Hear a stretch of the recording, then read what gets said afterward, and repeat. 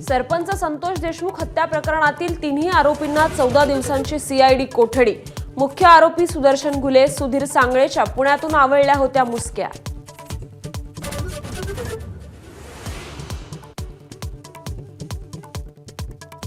सरपंच संतोष देशमुखांच्या हत्येच्या निषेधार्थ सकल मराठा समाजाचा पुण्यात जन आक्रोश मोर्चा।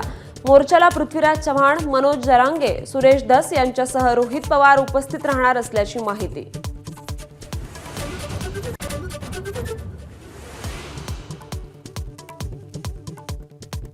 लाडकी बहीण योजनेत लावलेल्या निकषावरून विरोधकांकडून टीकेची झोड।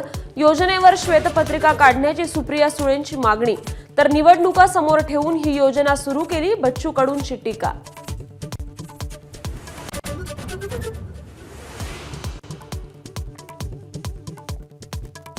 कोकणातल्या निकालावरून मातोश्रीवर खडाजंगी। राजन साळवींनी विनायक राऊतांवर फोडलं पराभवाचं खापर।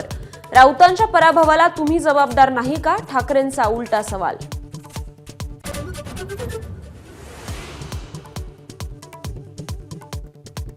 जिल्ह्यांना अजूनही पालकमंत्री न मिळाल्यानं विरोधकांचे ताशेरे। जिल्ह्याचं बजेट बघून पालकमंत्री व्हायचं आहे का?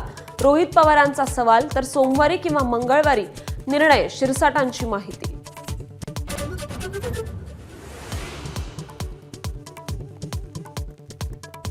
काँग्रेसकडून मुख्यमंत्री देवेंद्र फडणवीसांसह इतर 8 विधानसभा मतदारसंघातल्या निकालाला आव्हान। प्रफुल्ल गुडधे, यशोमती ठाकूर, गिरीश पांडव, राजेंद्र शिंगणेंनी दाखल केल्या नागपूर खंडपीठात याचिका।